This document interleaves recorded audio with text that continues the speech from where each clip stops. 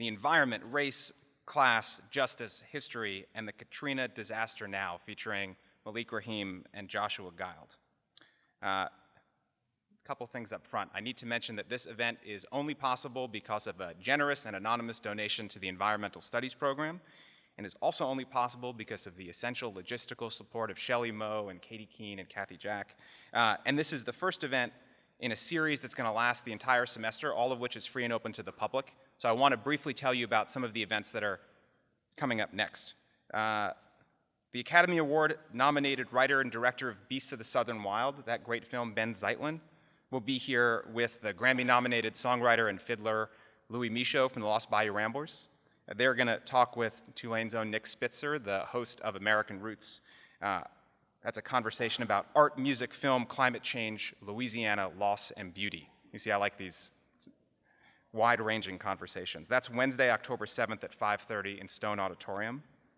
And then Kai Erickson, who's a professor of sociology and American studies at Yale University, one of the world's truly distinguished scholars of disaster. He's going to be here on Monday, October 26th, for a conversation about disaster, trauma, and community. And then on November 10th, we're going to convene a discussion with leaders from communities from across the coast. These include Minh Nguyen, the founder of the Vietnamese-American Young Leaders of New Orleans, Reverend Tyone Edwards, the pastor of the Zion Travelers Baptist Church in Phoenix, Louisiana, down in Plaquemines, and Teresa Dardar, a member of the Pointe-au-Chien Indian tribe in Terrebonne Parish.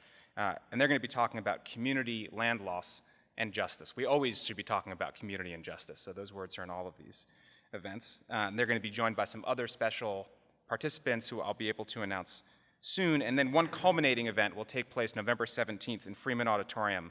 We're inviting 15 Louisianans to reflect together on the phrase, the Katrina disaster now, which also is the gathering title for this series, and we'll be able to announce the full lineup, very compelling lineup of people, but you'll want to save that date, November 17th, 5:30, because it's going to be an extraordinary event.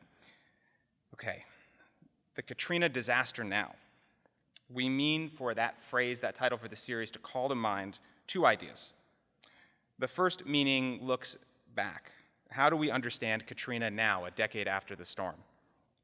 And the second meaning focuses us on the present. How does Katrina continue to affect our communities, our city, our world now?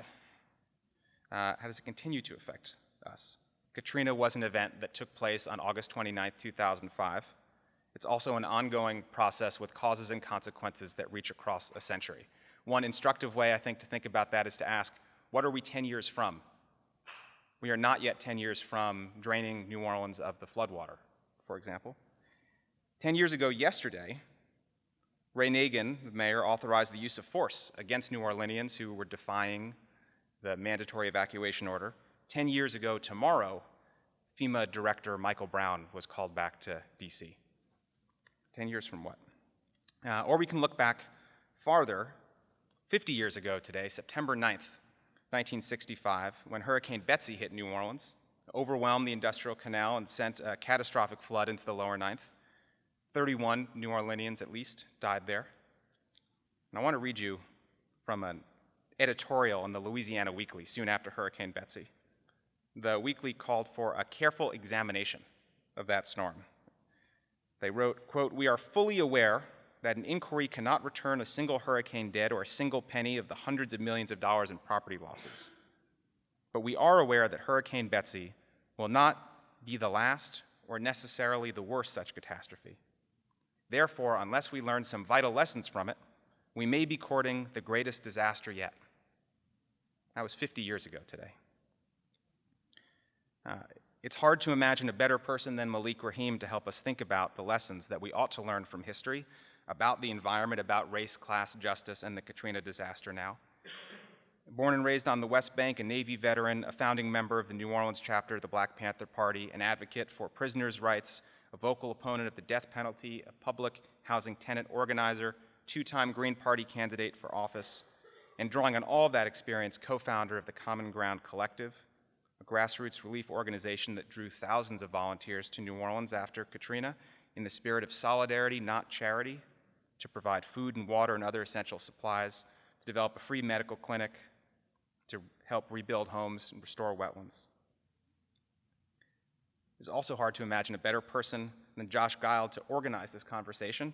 Josh is Associate Professor of History and African American Studies at Princeton, where he specializes in 20th century African American social and cultural history, urban history, and the making of the modern African diaspora.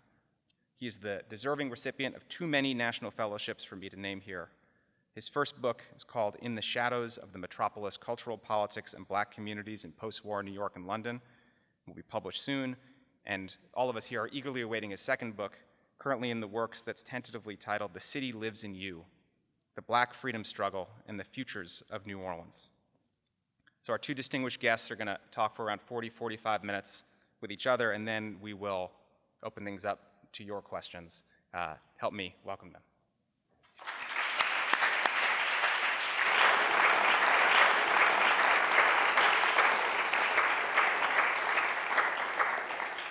Thank you all. Thanks to Andy for organizing this. Thank you all for coming. And such a distinct honor to be here with my dear friend and my teacher, Malik Rahim, from whom I've learned so much over the last 5, 6, 7 years.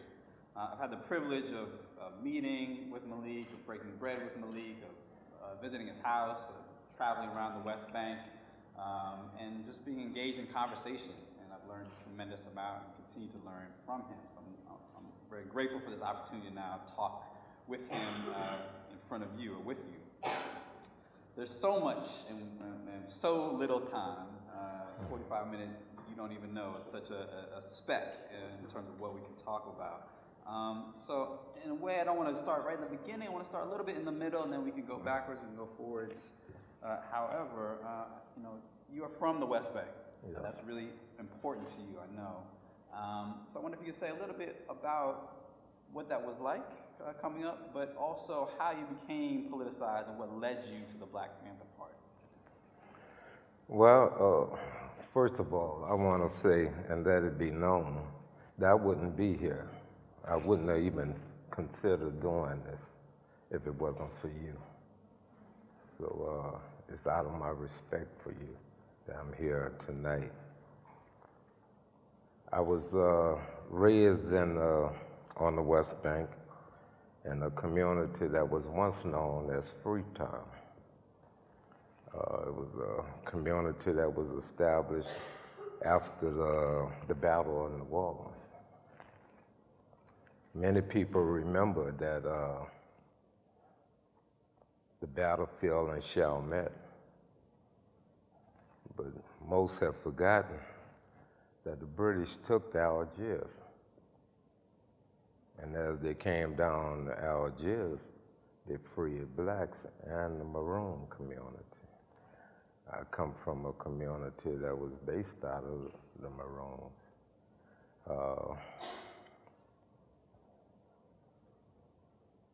And afterward, it became known as Freetown. It's the oldest township in Jefferson Parish.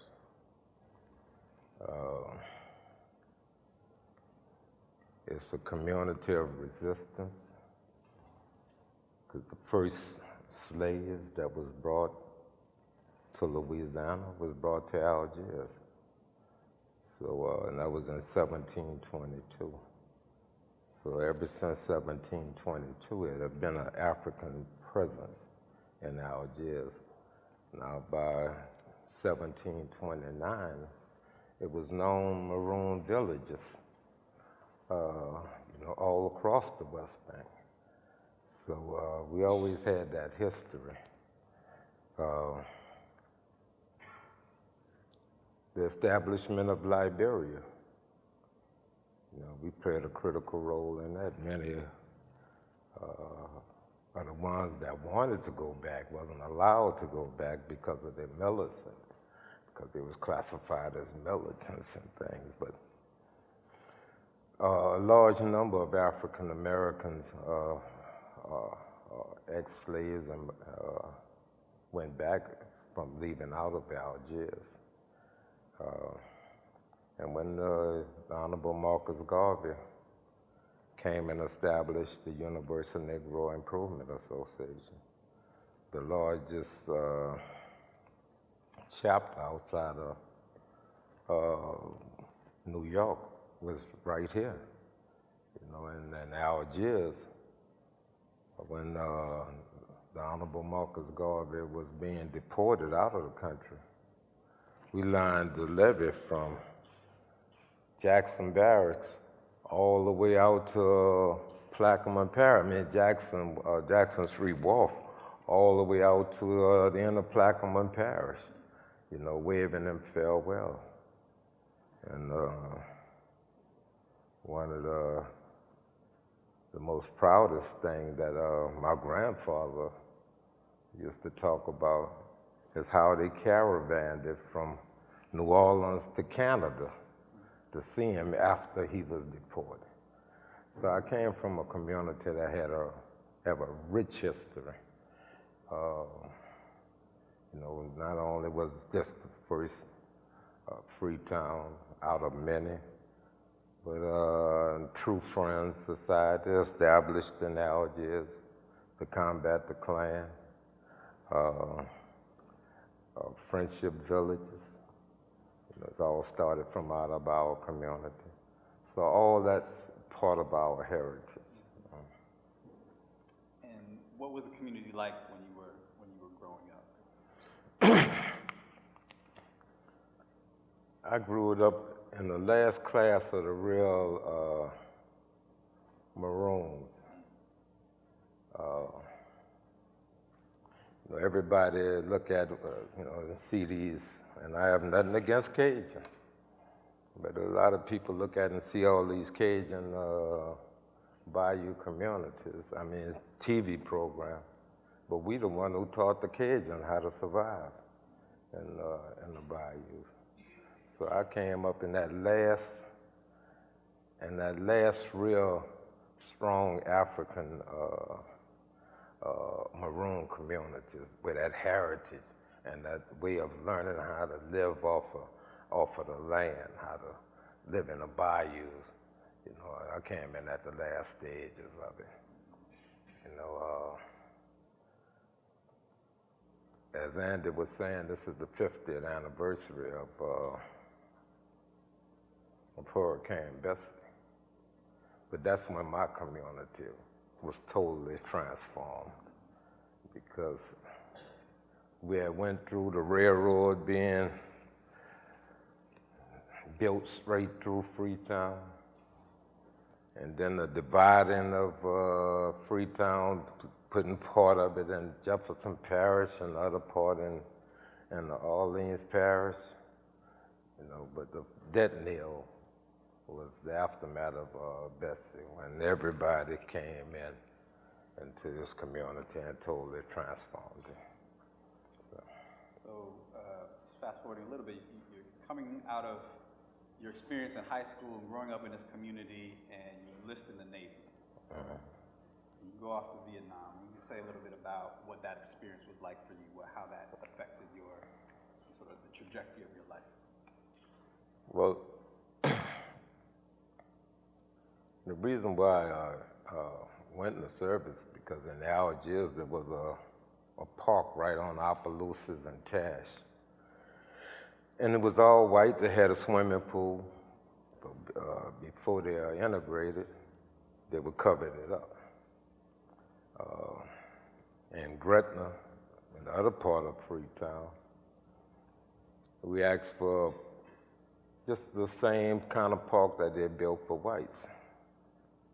And they built it, but they built it on a city dump.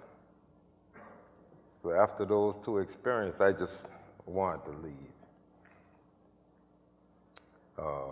At that time, you know, everybody was saying, well, hey, the best way to leave is join the service, and then you don't have to come back. So that's when I left and I joined the service. I was blessed to be in boot camp when Malcolm X was assassinated. So through that experience of being in boot camp when he was assassinated, I started learning a little bit more about my history outside of Algiers, or outside of Freetown, or outside of McDonaldville, you know, whatever one you want to call it, or Oakdale, you know. And then when I was sent to Vietnam in '65, you know, I didn't know anything about the Vietnamese people, and I was under the impression that that their proper name was Gooks, because that's the only term I ever heard of Vietnamese as being Gooks, until I found out that that was another way of calling them a nigger. And so after that, I knew I wasn't going to stay in the service. So I never made rank. I went in as a E1 and I got out as a E1. You know, barely got an honorable discharge. And during that time I was blessed to be in Los Angeles for the Watts Ride. I watched the magnificent Montague, who was a radio announcer. He did for the black radio station KGFA, and how he coined the phrase "burn, baby, burn" on his radio show. Then I was blessed to also see Ron Karenga of the US organization, United Slaves, because he was teaching Swahili at Fremont High School. So I was blessed to be there when he was organizing Kwanzaa. So it was a blessed period and while I was in the service. I got out, went back to New Orleans, got a job doing pipeline construction, asked about how to become a welder, was told that they didn't hire niggas as welders, wound up getting in a fight, got fired, and decided that I wasn't going to even try to live within the so-called white structure, that I was going to just withdraw. I went to selling weed in the Fisher Project, you know, and I did that until I found out that a brother by the name of Steve Green had came down here to organize a chapter of the Black Panther Party. Black Panthers were founded in October 1966 in Oakland. Right. And so when did you encounter them here in New Orleans? Well, first I encountered them in LA. Yeah, right. You know, the Panthers and us was sharing the same office at that time. And I met Geronimo, and I told him that if ever, you know, that they was going to do any organizing in New Orleans, that I was going to get involved, because I didn't want to live in LA at that time. In LA, you had to be 21 to go into a nightclub. But in New Orleans, that's all you had to do, is just be mad enough to walk through the door. You dig? So, you know, I wanted to get back to New Orleans. So, you know, I went back to New Orleans, but as soon as I found out that I was on Canal Street, and a brother named Alton Edwards, and he's Tyrone Edwards' brother. He was on Canal Street selling Panther papers. He had gotten some of the papers and was selling. And I bought a paper from him and told him to ask him to come over and to Fisher, you know, and I would show him around. So the next day, you think I'm in a breezeway, and the dude was telling me, "Hey man, there's a brother out here looking for you. You dig, with some Panther papers." So, you know, from there, after I showed him around the project and helped him get rid of his papers, my first wife and I, and my 2 kids, we started going to the meetings. We didn't have an office then. And by the time we formed, we got enough Capitol to open up an office. We was the first family to join, and that was in January of 1970. So one of the things that's distinctive about the New Orleans chapter of the Panther Party is its relationship to public housing, being essentially based. Oh, right, yes, oh, yes. Sort of different from many other chapters, most of the chapters of the party. Can you talk a little bit about the kind of work that you were doing with the organization during that time? Well, when we first got started, it was in the St. Thomas housing project. At that time, the St. Thomas was a white housing project. It was basically for white Irish, because it was part of the Irish Channel. You had 3 basically white housing projects, but that was the one. And it just started, it just integrated. Most of the whites was in the process of moving out, and blacks was just starting to move in. That's where we got started at. Then when we first raised enough money to to rent a building, we moved on St. Thomas. And then we was the National Committee to Combat Fascism, because you just couldn't become a chapter. You had to earn it. And you earn that privilege of becoming a chapter by the survival programs that you start. And so we started our political education class, and I believe next thing we was doing to help organizing the tennis association, because the Black Panther, at least the NCCF, was a key player in organizing resident councils in the city of New Orleans. Soon as we opened up at St. Thomas, we got an eviction notice.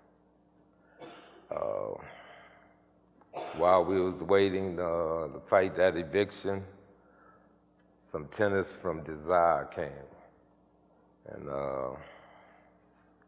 asked us to come to Desire to help them organize a tennis association. So then we moved into the Desire. And I would say 80% of the men in the party came from out of public housing. And at that time, it was very territorial. If you was from the Fisher, you didn't, unless you had been mobbed up in jail, you didn't go into another housing project. But, we was able to break that. And then we started establishing programs. The first program we established was ending the violence. We did a cleanup where we went through and cleaned up the project, because no civilized people live in filth. So the first thing we done, we went there and cleaned it up. Then after that, we set up drug-free zones. And that's by going telling people that, hey man, this is where the elderly at, this is where your mother is at, this is where your kids is at. Don't sell no drugs here. Because and the premise I've always lived under was, if it was wrong for you to sell drugs, it was also equal as wrong for you to have to sell drugs. So we said, well, we're not trying to tell you not to do it, but just don't do it around the kids. Just don't sell it to the kids. And that was our really first program. Then after that, we did our breakfast program. Well, my first wife, she organized the breakfast program. Because see, by then,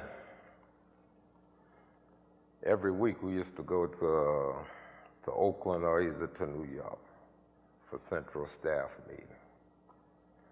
And when I say we, is that we used to always travel with at least 2 or 3 FBI agents, that that was following us. They made sure that you know who they was, but you'll go.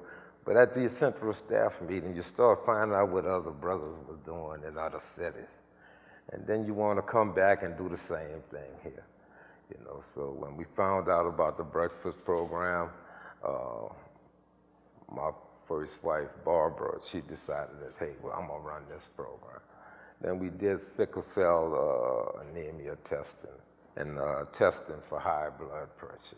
Everybody that was in the office had to know how to take your blood pressure, because anybody in the community could come to the office at any time and get their blood pressure taken. From there, we started our pest control program so that we could deal with the fact that the project was inundated with rats and roaches. So how can we deal with that? Once we dealt with that, then the next thing we started doing is our drug treatment program. You know, if you had an addiction, then hey, we'll help you deal with it. You could come and kick in our office. And with this, the project started becoming safe. When we got into Desire was classified as the worst public housing development in the country. And New Orleans Housing Authority was classified as the worst public housing authority in the country. And within 2 months, we had made it one of the safest communities. I want to just jump ahead a little bit. I mean, there's so much that happens, you know, between that moment in the Panthers and where we get in 2005, but I don't want to overlook it. But you've said to me, you've said on many occasions that you know, everything that you came to do with Common Ground was built on the foundation that you learned in the Panthers. Oh. I wonder if you could just sort of talk us through that a little bit, what that really means. At Common Ground, in the aftermath of Katrina, we served over 500,000 people during the 2.5+ years that I was involved with Common Ground before I was stripped out of it. And it wouldn't have been a Common Ground if it wouldn't have been the Angola 3. And it wouldn't have been the Angola 3 if it wouldn't have been the Black Panther Party. You know, during the aftermath of Katrina, that's all I had to rely upon. You know, we started, the name Common Ground came from Robert King Wilkerson. You know, most of the organizing was done by 2 courageous individuals that never received any form of respect from this state. And that's Albert Wood Fox and Herman Wallace, the late Herman Wallace. The other 2 members of the Angola 3, that from a prison cell, they helped direct volunteers to come down and to help us in the aftermath of Katrina. And for their contribution to serving over 500,000 people, Herman died 3 days after being released from prison. You know, after the state spent almost $10 million to keep him incarcerated. Albert is now in his 43rd year of solitary confinement. That was his reward. But we live in a state that is based upon racism. You know, it's not by chance that Louisiana lead America in incarceration. You know, and New Orleans lead Louisiana. You know, it's not by chance. And it's a sad legacy that this state, that the recovery of this state, it wouldn't have happened if it wouldn't have been a Common Ground. And I dare anybody, from this mayor to any other elected official, to say anything contrary to this.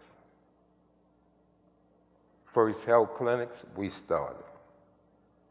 I'm not a health, and that was only 1 week after forming common ground.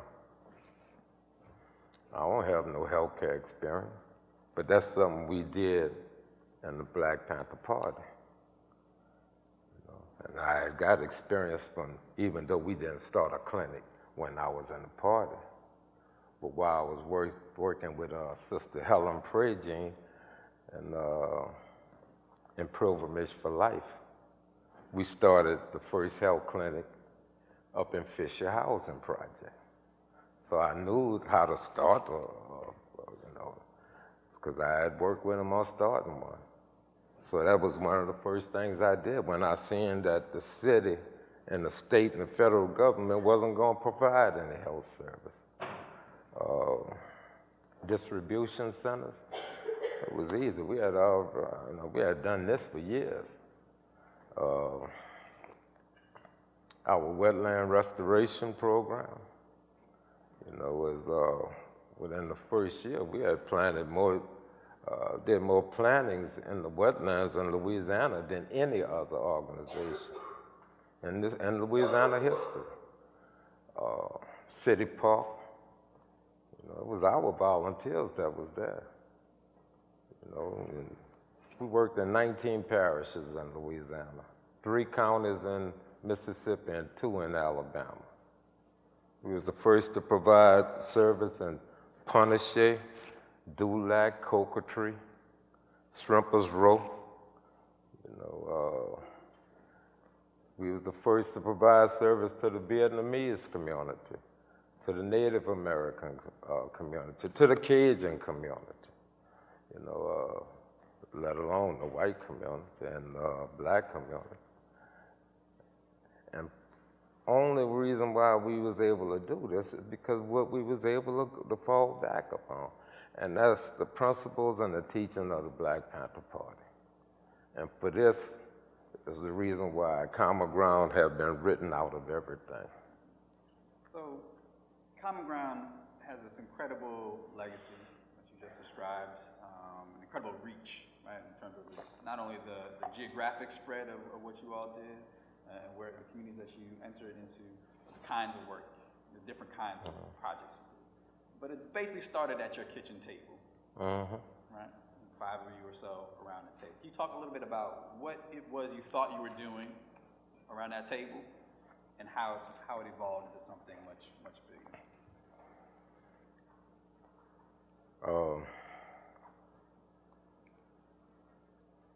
I'm a very spiritual person.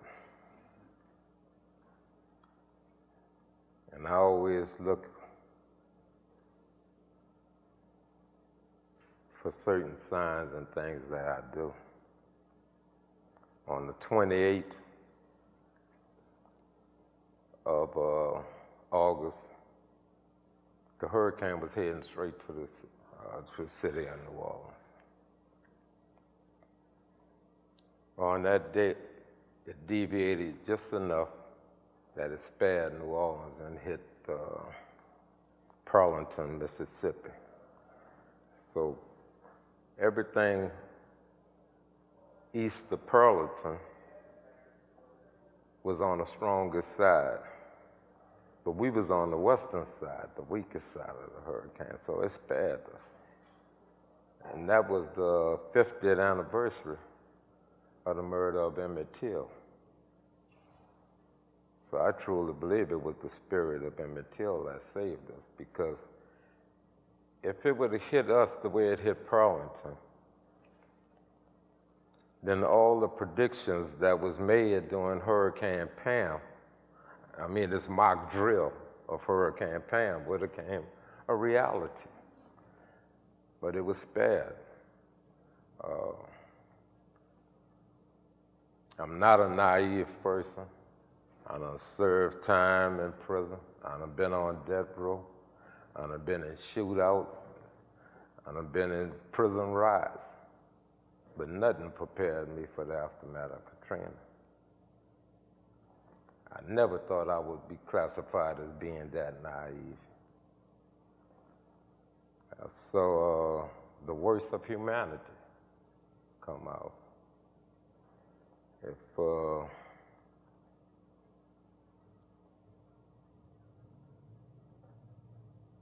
if this building was been on fire, everybody would have been able to leave here except for the African American.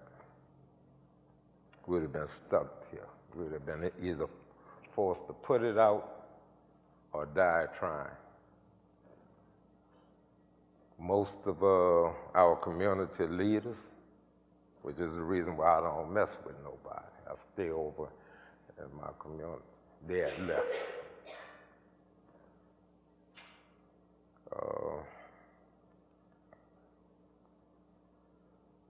And by that Wednesday, I seen vigilantes roaming the streets where I live. The Wednesday after this.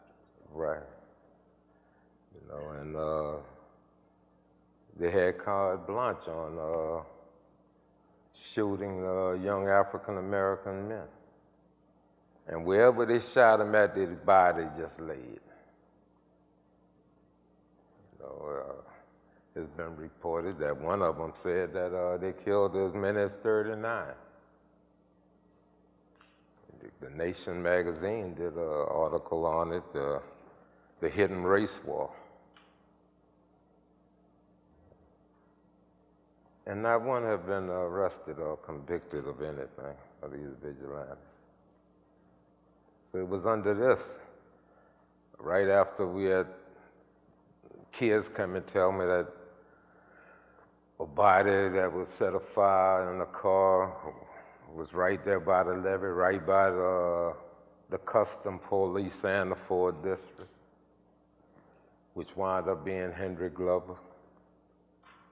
The Danziger shooting had happened, and a person by the name of Scott Crow came down with one of the most despicable persons I have ever met in my life, Brandon Darby.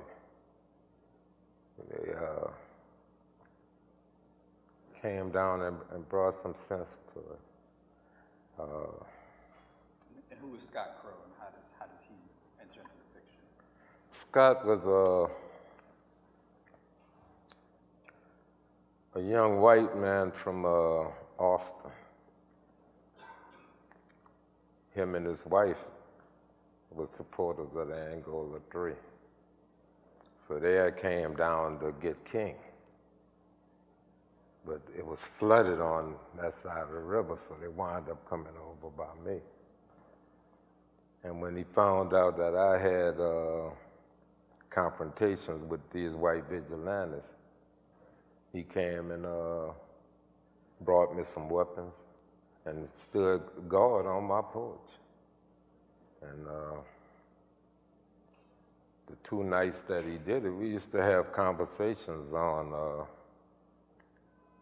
social movements, why they start off with such vigor and then in such despair. And King, when he finally came over, he said, well, the reason why it always happens, because they don't stick with a common ground, something that they can work together on. So with that, and Scott said it's time for form an organization. I said, well, that'll be the name of it. I'm a socialist by nature. You know, I put in collective. So we formed Common Ground Collective. One of the bravest women that I have ever had the privilege to have a relationship with outside my mother, Sharon Johnson, she put up $30 and I put up $20, and we funded Common Ground. And from there, we just said a joint prayer. And from there, our organization took off. You know,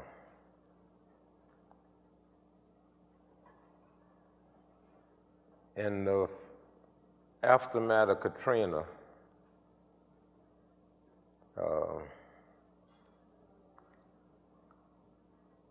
Veterans for Peace got involved in assisting us because I went to Iraq doing the sanctions with Veterans for Peace. So Veterans for Peace chapter from Florida came to assist us. And through Veterans for Peace, we was able to make contact with Michael Moore, who is one of the real heroes of Katrina. Michael Moore sent some his people down to work just to see what we was about.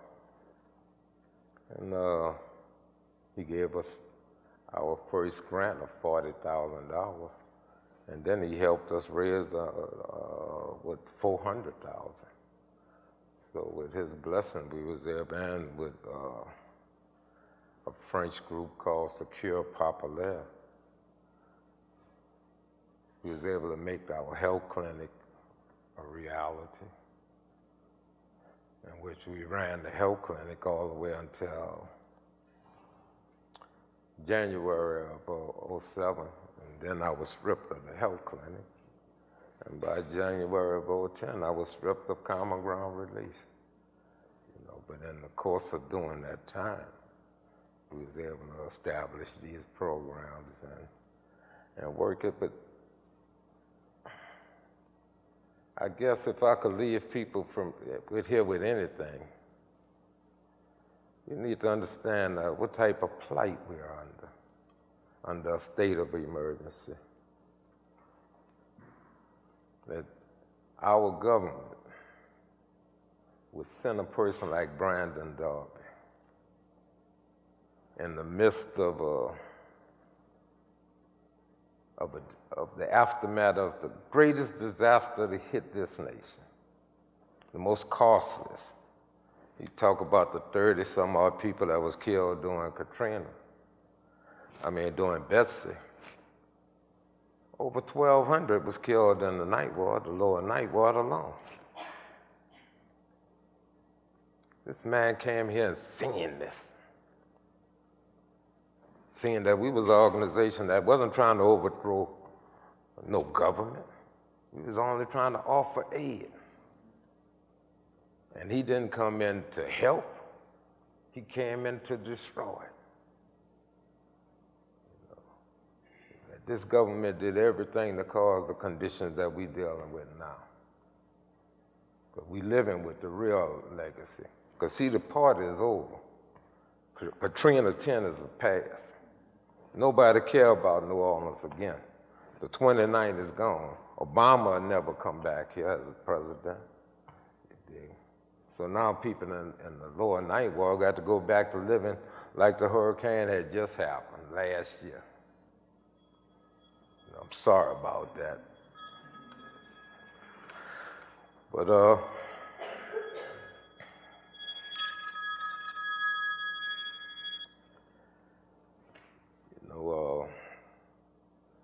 in Algiers, it took 10 years for Hendrik Glover murder to be declared a homicide. But the kids seeing it, they're witnesses. They went through what was happening in the aftermath of Katrina in the Superdome and in the convention center. They remember walking across that bridge. But that little 10-year-old kid that nobody would provide any type of traumatic counseling to is not 20. Angry, full of rage. Never seeing no help from nobody. Kicked out of public housing. Still police put on their windows and doors. And then the community just being torn down. Being in the midst of all this prosperity. But anything that talk about social economic upliftment for them, there's no funds. But we could come up with unlimited amount of funds to keep them incarcerated. And they're seeing it, and they're experiencing it. But now they got a gun. And they don't care about using it, because they don't have no hope. We have a tendency of talking about bad dogs. But we take a bad dog and we put him in the most violent environment outside of war, our prisons and jails, with no form of rehabilitation, and wonder why they come out the way they are. But that's where the transformation is made. That's where a bad dog is transformed into a wolf. And a wolf runs in packs, and they kill in packs. And you see this. Listen, we had the D Block Boys, which was the biggest gang in Algiers, to go before the city council. City council promised them, oh yeah, we're gonna help y'all. And not even a month later, they evicted them all. So they experienced that. They experienced that betrayal of government. Yeah, I went through 6.5 years of Obama and only seeing conditions get worse. So that's why they don't give a damn about voting. Vote for who? Who gonna change anything? They come in our community now making movies and don't bring one thing into the community to benefit the community. I equate it to you come into my house selling drugs and you won't even get me high. And that's what's happening. And these kids are seeing it.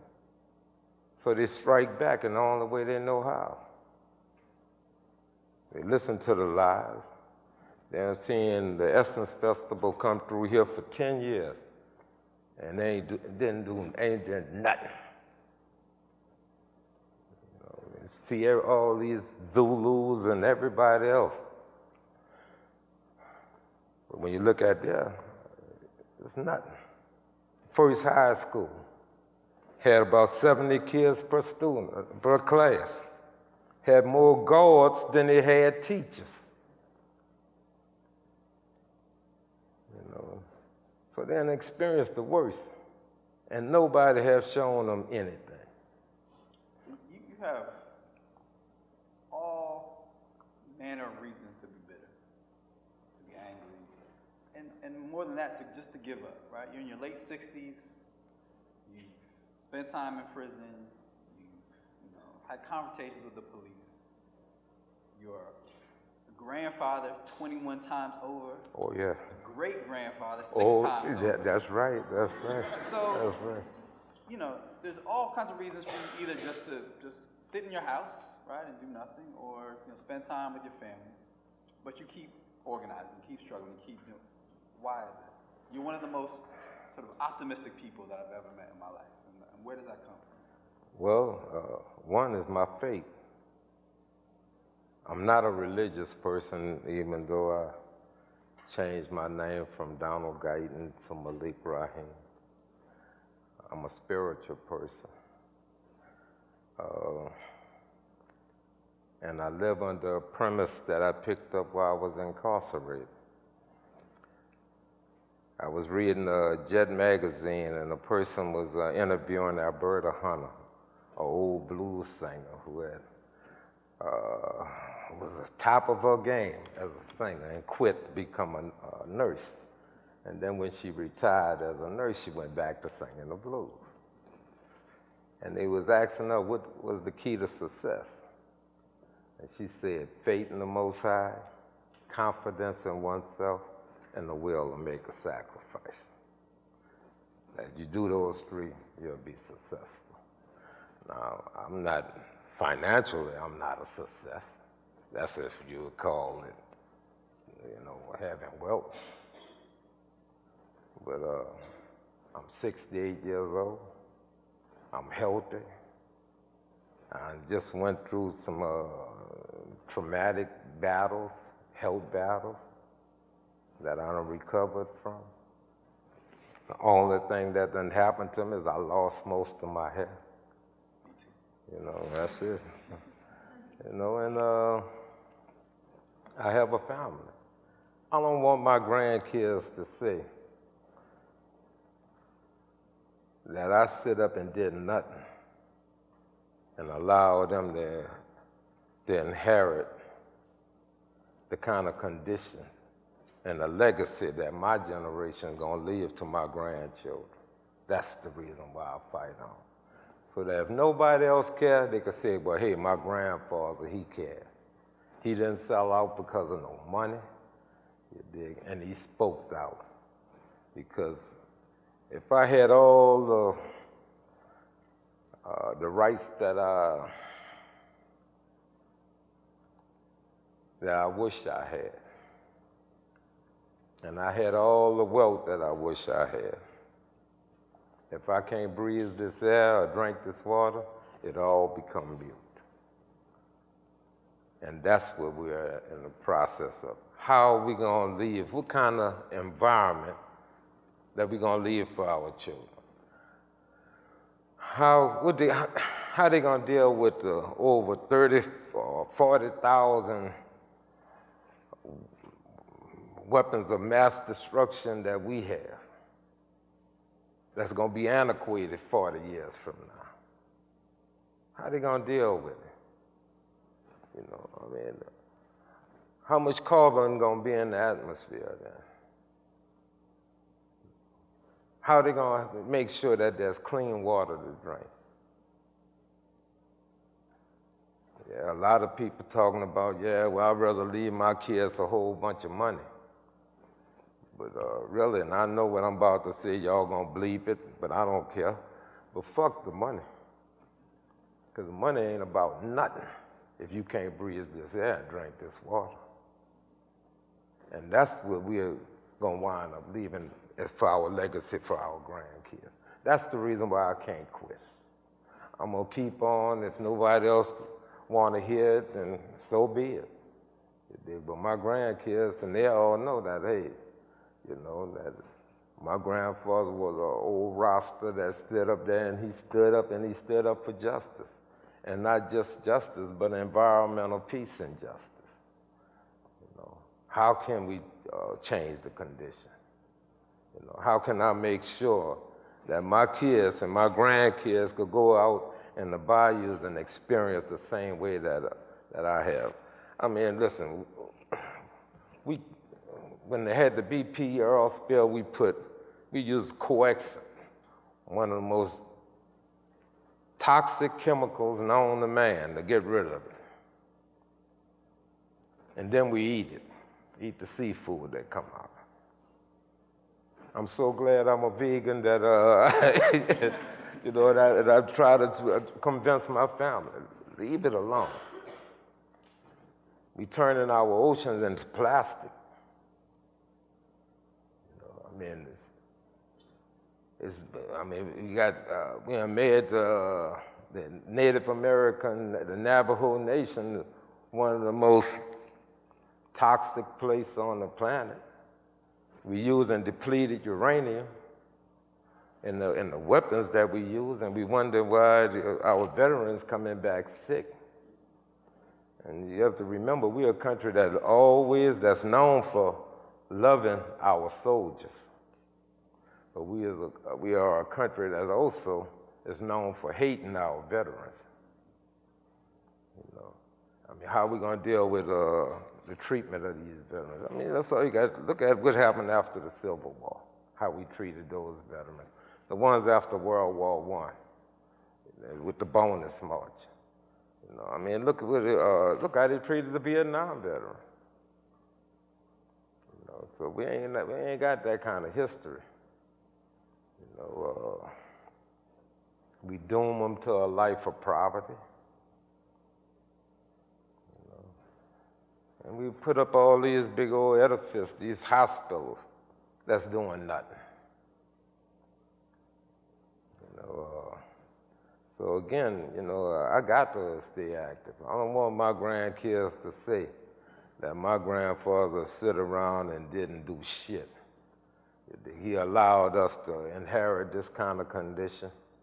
I curse him, you know, because I believe that not my generation, but most of these young people in here, their generation is going to be the generation that's going to either be known as the most noblest generation of mankind or the most cursed generation of mankind. You know, and I hope they be the former, not of that. I don't want to be known as no curse because I want my grandkids, I want to live,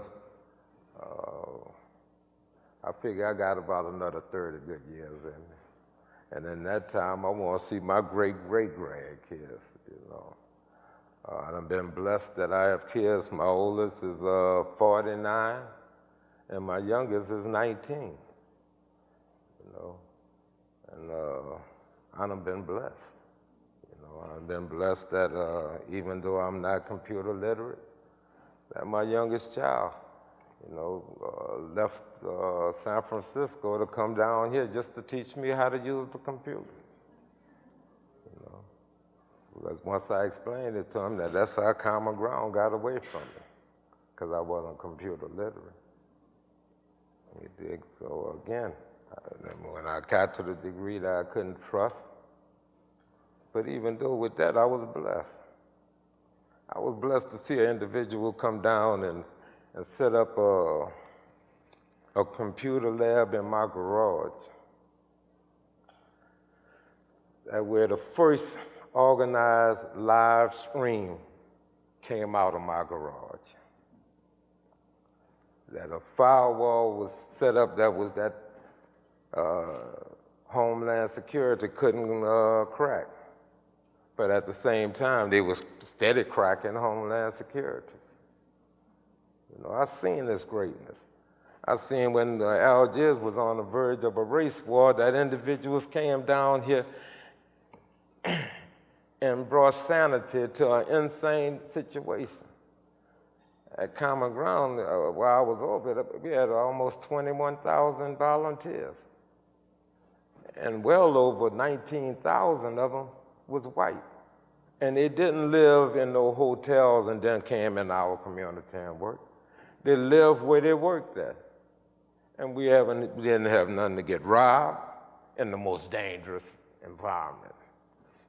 We haven't had none of them to get raped, which was one of the things that they was running around saying that we was gonna do. And we definitely didn't have none to get killed. The only volunteer to get killed with us was Meg Perry. And she was killed in a bus accident where the bus flipped over, a veggie bus, flipped over and crushed her to death. She was leaving New Orleans on the International Human Rights Day, going to Homer to work with the Native Americans up in Homer.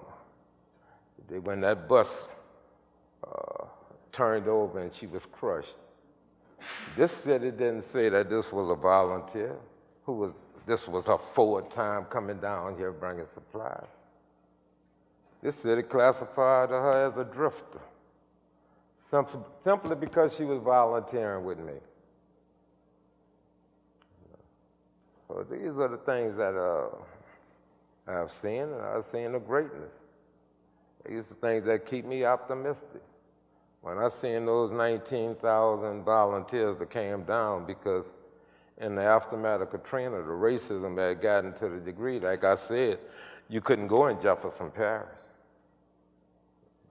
Our governor declared martial law with a shoot to kill, dusk to dawn curfew that only applied to blacks.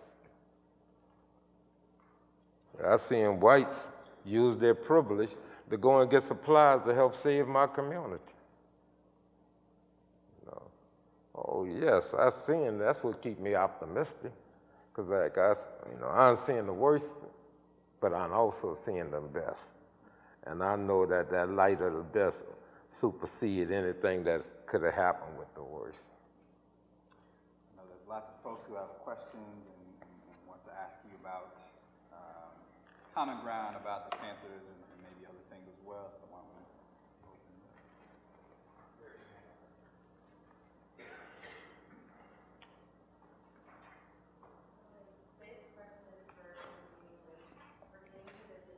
Wait a minute, you have to speak. Yeah. The mic on?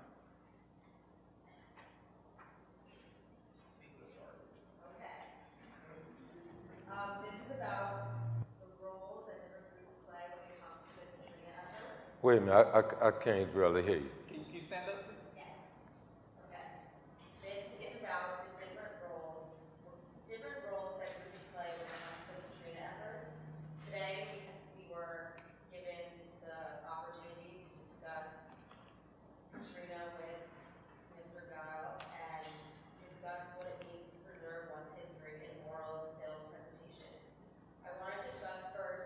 Malik, what it's like to be the subject telling this story, both in the days after the storm, where you talk about Common Ground Collective in the documentary Welcome to New Orleans, and now looking back. What does it feel like to be filmed and recorded at this time, either by friends or strangers? Something that always crosses my mind when I look at pictures or documentaries is the feeling of imagining myself in front of the camera. I try also to put myself in the subject's position to try and comprehend what it must be like dealing with the urgent needs of the community whilst having a camera in your face. In other films, I wonder how those starving and crying families outside the Superdome feel when they look into that camera as their tragedy is being recorded. What did being recorded mean to you? Did you feel animosity toward those trying to reproduce your history, or did you welcome it? You've been interviewed probably hundreds of times, from 2005 up to the present. As I take the question, what was it like then when you're in the midst of organizing and doing that work with Common Ground to sort of stop and describe what was happening, to be interviewed, and then what is it like now, 10 years past, to sit down and recount these things? I'm gonna tell you, if I could do it all over again, knowing the outcome, I would do it all the same. I went through 3 years of having my oldest son and two of my adult sons not speaking to me because they knew Brandon was an agent or a provocateur, and I wouldn't believe it. I spent 3 years living on $127 a month. I ride by a health clinic that I started, and I can't even go in it. I experienced this. And if I had to do it all over again, I would do it all over again because I was so blessed. I've seen the greatness of this country. The average person could say what they heard. I experienced it. I've seen when people was told that the only thing was left in New Orleans was Lotus. And people came down here and found God-fearing, hard-working people that just happened to be poor. Because a lot of people don't understand that Katrina happened during the worst time to be poor in America, 2 weeks after school was open. People have sold their food stamps, everything, to make sure that their kids had what they needed for the school. And then here come a disaster. I've seen whites come down here and was the only traumatic counselors that anybody ever had, and worked and lived in the community in solidarity. It's dispel that myth that all blacks was looters and that all whites was oppressors. I've seen individuals jump off a bicycle after black doctors from Atlanta only was allowed to get as far as Jefferson Parish and then was turned around. I've seen white street medics that was able to come in, jump off of their bike and start saving lives. I believe that wealth only make you rich, don't make you great. Having the power to kill only make you powerful, don't make you great. I've seen the greatness of America, and I saw it from a privileged position.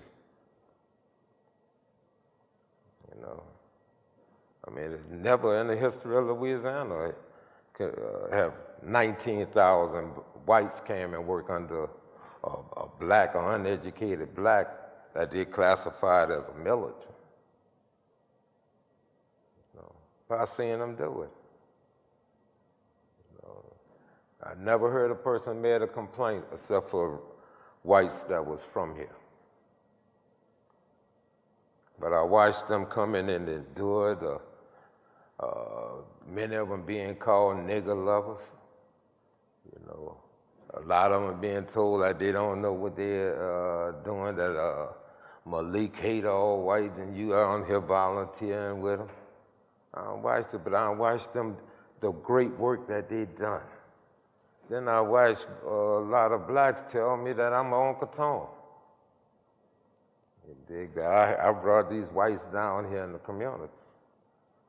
But I watched them got out over 2,000 houses in the Ninth Ward. I watched them bury the dead in Plaquemine Parish. You dig? I watched them do this. I watched them go up in the areas up in Punashe and work with the Native Americans that is now living on the Gulf. Start restoring hope. And when you see that, it becomes so intoxicating. I mean, to see a community that lost hope, regain hope, shit, yeah, I'd do it over again. And like I tell anybody, you know, if I would go to jail right now, if they would give me 100 years, I got enough to tell my cellie about what I experienced in the aftermath of Katrina, that we'll be able to have conversation for that 100 years.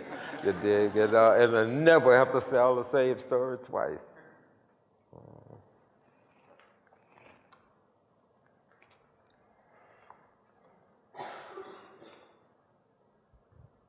Thank you for the talk. I was wondering if you could talk more about the sickle cell anemia testing program, if that was About unique. the what program? The sickle cell anemia testing program, if that was unique to New Orleans, if where that came from, if it spread, how results, kind of like how it operated. Just curious for more information on that.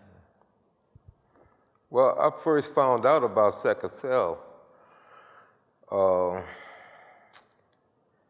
in Oakland at one of our central staff meeting. And by the time I left with the information to bring back to our chapter. And we started first doing the education and then the testing. You know, we found out how to do the testing, and we started doing the testing. From there, our sickle cell program just took off. You know, it just took basically a life of its own. You know, in the party, we started a lot of programs, but programs was ran by members of community workers. You know, and we allowed those community workers to make it happen. So we started having individuals, families that was impacted by sickle cell, healthcare providers that was trying to deal with it. And the main thing we did is just start putting one and one together, you know. And by the time of the shootout that I was in, it happened maybe 2 months before we was planning on opening our health clinic in Desire. But that was the next program, that and the ambulance service. Because up in Winston-Salem, they had started the ambulance service. So we was looking at starting the ambulance service. So the sickle cell program was, it was so, again, I had never heard of it. And I was the OD of our chapter. And the OD means Officer of the Day. If whatever had to happen, it's on me to make it happen. So when I saw the individuals that was able to leave from here and go up to Oakland and come back and was able to keep that sickle cell program going, you know, it was up to me to make sure that it would stay afloat. And that's what I tried to do, keep it going, keep that awareness, and to let people know that you can have hope. That was the first time the Panther Party taught me so much, because, I mean, a person could say what they want about us, but the only safe period in the Desire Housing Project was when we was there. And to attest to this, when the police came to raid us the second time, the men in the community surrounded our office and wouldn't let them raid. I equated to like the wildebeest. How the wildebeest, it might be an ugly animal that look all kind of ridiculous ways, but the wildebeest only allow their young to be born in the center of their herd, which is the safest part of their herd. And the only way a lion know how to attack a wildebeest is from behind. But when the wildebeest turned around and they put them horns on them, the lions don't know what to do. And that's what I experienced. I experienced that in the Desire. I seen where the only way they was able to raid our office the second time, they had to come dressed as priests. Got their priest outfit from Laola. Came and worked with our breakfast program, promising us how they was gonna come back on Thanksgiving morning and bring us all this food, and gave their uniforms to the police. I watched this. I watched brothers that was incarcerated that knew that they was gonna spend at least 15, 20 years of their lives transform themselves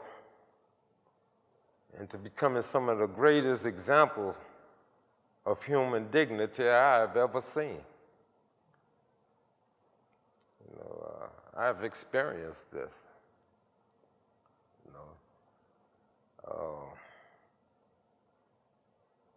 I've been blessed to meet and still meeting individuals that have done such great work, because right now I'm the state representative of the National Alumni Association of the Black Panther Party. And it's real good to not only meet comrades that I haven't seen since the 70s and 80s, but seeing what they have done over the last 49 or 48 plus years.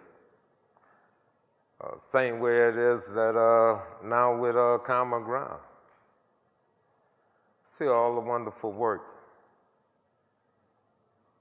The only regret that I have is that they were forgotten, swept under the rug, wasn't invited to nothing. Wouldn't be a night ward right now if it wouldn't be a Common Ground. It wouldn't even exist because the city wanted to make it out of Greens area. Wouldn't even exist. MLK School, which had one of the highest rate of scoring rate of any elementary school in the city. Wouldn't exist if it wouldn't have been Common Ground.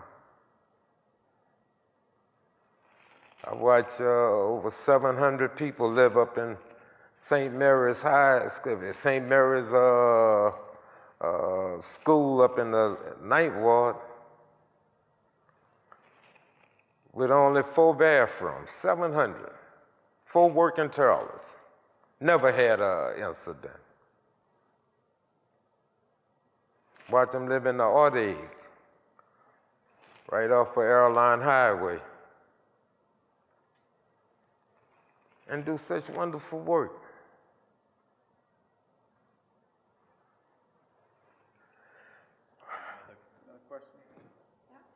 Hi, I was wondering about your motto for Common Ground, the Solidarity Not Charity motto.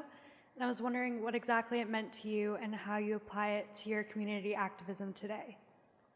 Solidarity, not charity. What is it? What is that? That was adopted as the motto for Common Ground. What did it mean to you, and how does it apply to whatever you've done since then? Anybody could give charity. It's the cheapest way of saying that you did something. Here's $1. Now I could go on back to my way of living. My conscience is full. But solidarity is working with a person, listening to them when nobody else wanted to hear it. Because see, they couldn't look at each other. Because if you having a nightmare and I'm having a nightmare, I don't want to hear about your nightmare because I'm living mine. But then who you going to talk to? When we start sending those volunteers and they started gutting out those homes, start burying the dead, because in each community was a different thing. I seen up in Punishee the same thing like up in Plaquemine, where individuals saying, well, hey man, listen, don't worry about my house. Help me rebury my grandmother. Because afterwards, when it was flooded, the caskets floated up. I seen individuals go out there and do this. And I mean, it isn't that many people that'll say that they deal with rotten corpse and doing it for volunteer. I watched this. I watched individuals, and I've seen some, and listen, in the aftermath of Katrina, Algiers became the launching board for the recovery of the city of New Orleans. But only 3 weeks after Katrina came Rita. All the storm drains in Algiers was clogged from Katrina. I seen volunteers come down from Oberlin College in Ohio and work 20-hour days to make sure that Algiers didn't flood, that they cleaned those storm drains, to make sure that that Algiers did not flood. I seen Michael Moore give us a boat. Because the volunteers that said that they wasn't going to leave. I watched this. I watch individuals come down and offer hope. And I'm going to tell you, like I said earlier, it's the most intoxicating drug that I've ever experienced, of seeing a person when you see the darkness in the eye, and the eyes is gone, and you start seeing a light of hope. When you start seeing this, when you start seeing individuals saying that, you know what, I think I can make a change. And I watched this, and then I watched individuals continue with it afterward. I watched an individual came down that called himself blank, later to become anonymous. I watched an individual came down and left from here and organized the Occupy movement. I seen individuals go to Japan from Common Ground. I seen them go to Haiti. I love hearing about couples that got together at Common Ground. I seen this. But then I seen the despair with them in an ungrateful state and city. And I truly believe that until this state and city reconcile with what they have, how they have treated those volunteers, that a worse disaster gonna happen than Katrina. And I believe it's because we done brought it on ourselves. Because I believe Katrina was just a warning. You know, seeing us still, we spend billions on building levees. Where if we'd have spent the same amount of money on restoring our wetlands, we wouldn't even have to worry about a Category 3 hurricane doing this kind of damage. Because off of these billions that we done spent, only thing we got is a commitment by an agency, and I'm talking about the Army Corps of Engineers, that built the same levees that failed us. And we sit around and we taking their word. And as we sitting up here talking, we ain't just lost over a football field of wetlands. I see it still going with navigational dredging instead of restorational dredging. Got all these universities. This one here have one of the best environmental programs in the country. But I don't see them doing nothing in the community. I ain't never seen it. If this many students would go to Grand Isle and start helping in Grand Isle, just think what kind of impact it would have. You would start coming over in Algiers, working in our community. I'm at a senior center where there's nothing going on in there. Where this costs almost $1 million a year to keep the building operating with nothing in it. We don't have any colleges involved in social upliftment in our community. And I'm talking about now, and I ain't just talking about Tulane. I'm talking about Xavier, talking about Dillard, Southern. None of them having no impact in it. I've seen more happen out of this college in 70s than ever. Because like I told you on my way here, I used to stay on this college campus. Stayed right here. When the police was looking for me for everywhere else, they wasn't looking for me at Newcomb College. And that's a women's college. And I lived in the women's dormitory for over a year. They stayed here. But while I was here, I also was there, watched them organize the Soul Bowl,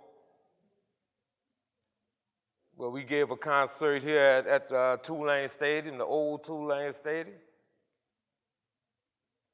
that set the foundation for the students from Southern and Baton Rouge and Grambling to come down to work with us to organize the Bayou Classic. Right here.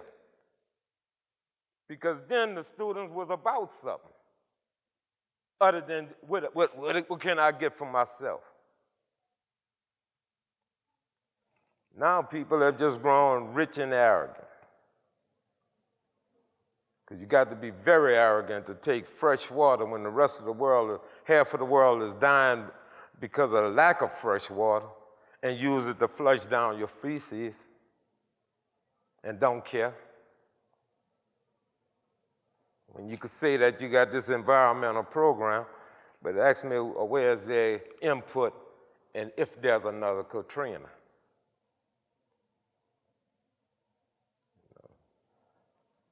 It's a very sad situation, but I know this,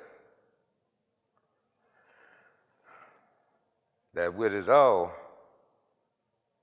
I'm a firm believer in the Most High. My mother used to always tell me that God sit high, but he look low. You know? And I'm a firm believer that as long as you have faith in the Most High and you speaking the truth, that eventually somebody will hear the truth and will wake up. We have been blessed with the greatest blessing of anybody on this planet. You have been blessed beyond anybody on this planet to be a student at this university. Great blessing. What you gonna do with it? How you gonna live? Is it gonna be another generation of people that's born that say revolutionary suicide?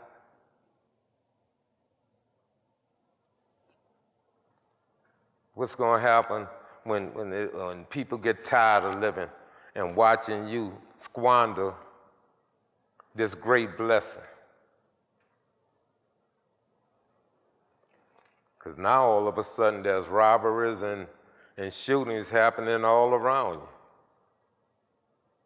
But just maybe, if y'all was involved in something other than a whole bunch of bullshit, you dig, that we could talk about how can we rectify this condition. I'm a firm believer that so goes the Gulf, so goes America. So goes America, so goes life as we know it on this planet. And the reason why I say this, because we can save the Gulf. We don't have to invent nothing. All the technology already exists. We just got to have the will. But we don't have the will. We say, well, yeah, we're gonna build these levees. But a Category 3 levee system ain't about nothing against a Category 5 hurricane. And then what's gonna happen? You got to get involved. You got to be able to do more than just come listening to an old man talk. You got to be able to say that, yeah, bro, I want 21 grandkids. I want to see 6 great-grandkids. And I want them to enjoy life as I know it. You got to get them involved because civic responsibility is over. Now it's all about global responsibility. And until you get involved, nothing gonna happen.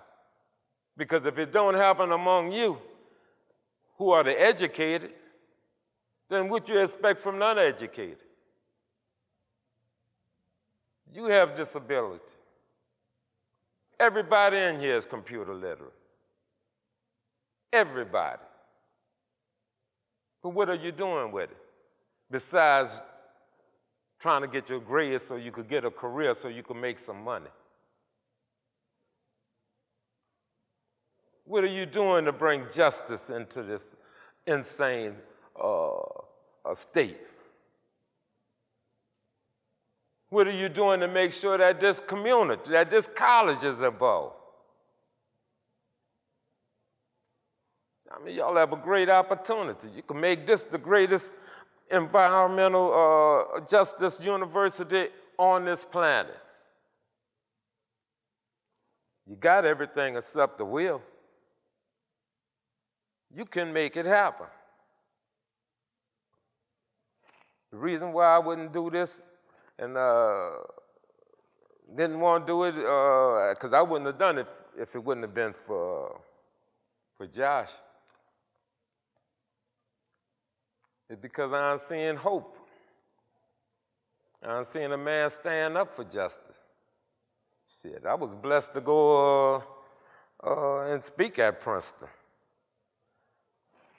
And then it was almost 50 years to the day that I was stationed on a helicopter carrier that was named Princeton.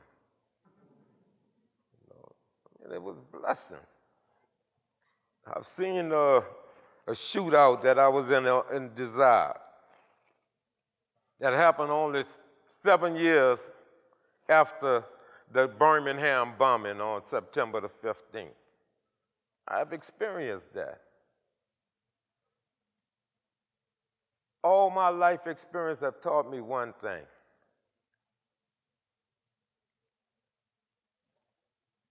is that if we're gonna assure that life continue as we know it today, that we got to get involved. We can't wait until tomorrow. The party is over. The damage that we are doing to this planet, if we continue it, we'll need it, for the next 40 years, you're gonna need at least 10 more planets. You got to get involved. I guess I overdid it, but I hope that out of here that one or two of you might leave from here saying, well, hey, you know, I'm gonna get involved in social justice and environmental justice. And I'm gonna hold this university accountable. Because that's why I came, to hold y'all accountable. It's sad that Josh had to come all the way from Princeton, you dig, to do something that I was never invited here. Never. I came here a couple of times because of Orissa, but as for me being invited here, never. Never was invited at Dillard. Southern. Xavier. Loyola. UNO, never was invited at.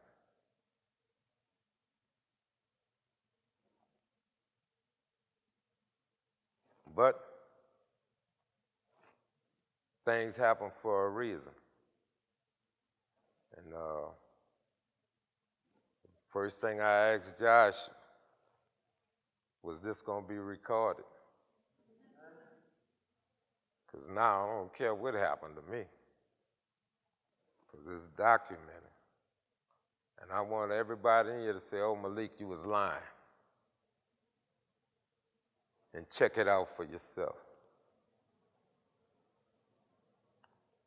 Check out about the history of Common Ground. And did it serve over 500,000 people? And then if that is true, then you ask the question why. Why is it wasn't recognized? Find out why. Because if it's happened once and be swept under the rug, it can happen again. What would happen if another state of emergency is declared? Where would we go? What would happen? Katrina wasn't, I mean, just think if it's a major disaster. That earthquake happened in California, and now all of a sudden, instead of 1 million people, 60 or 70 million people is impacted by it. What would happen to this nation?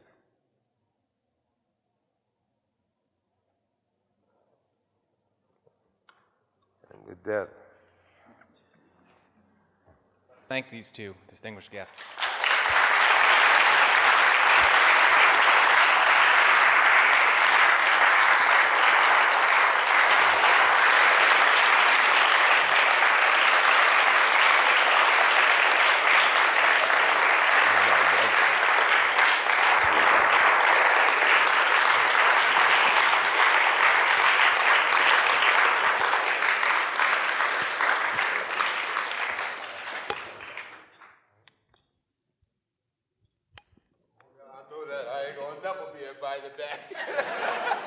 So I guess I'll hold y'all accountable for giving me a copy of some of these tapes.